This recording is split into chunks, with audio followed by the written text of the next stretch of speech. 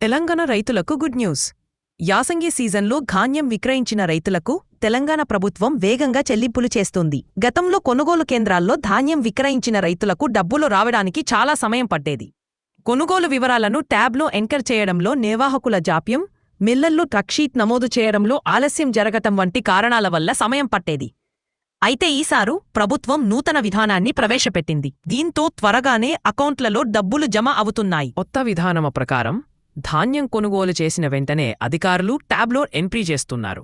అంతేకాకుండా రైతు, lorry driver, కొనుగోలు కేంద్ర నిర్వాహకులు కలిసి లోడ్ చేసిన లారీ ముందు ఫోటో దిగి నోట్క్యామ్ యాప్లో పౌర సరఫరాల శాఖ అధికారికి అప్లోడ్ చేయాలని కలెక్టర్ ఆదేశించారు. ఈ విధానం వల్ల ఏపీఎంఎస్లో ట్యాబ్ ఎంట్రీలు త్వరగా పూర్తవుతున్నాయి. మిల్లర్లు కూడా ధాన్యం దిగుమతి చేసుకున్న వెంటనే ఆన్లైన్లో నమోదు చేస్తున్నారు. ఈ చర్యల ఫలితంగా రైతుల ఖాతాల్లో డబ్బులు కేవలం 3 రోజుల్లోనే జమ అవుతున్నాయి.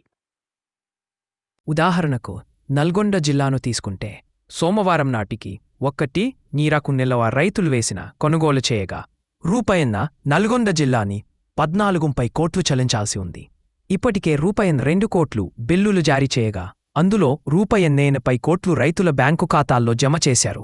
మరో రూపాయన్నుపై కోట్లు మాత్రమే చెల్లించాల్సి ఉంది. ప్రైవేటు వ్యాపారులు, మిల్లర్లు క్వింటాకు 1750 రూపాయల నుండి 1850 రూపాయల వరకు చెల్లిస్తుండగా ప్రభుత్వం నాణ్యమైన ధాన్యానికి కనీస మద్దతు ధర కింద క్వింటాకు 2320 రూపాయలు చెల్లిస్తుంది. ప్రభుత్వ కొనుగోలు కేంద్రాల్లో విక్రయించిన రైతులు క్వింటాకు 400 నుండి 500 వరకు అదనంగా పొందుతున్నారు. ప్రైవేటు వ్యాపారులు చెల్లింపులకు వారం నుండి 10 రోజుల సమయం తీసుకుంటుండగా ప్రభుత్వ కేంద్రాల్లో 3 రోజుల్లోనే డబ్బులు జమ అవుతుండటంతో రైతులు సంతోషం వ్యక్తం చేస్తున్నారు. సన్నవడ్లకు సర్కార్ 500 బోనస్ కూడా ఇస్తుంది.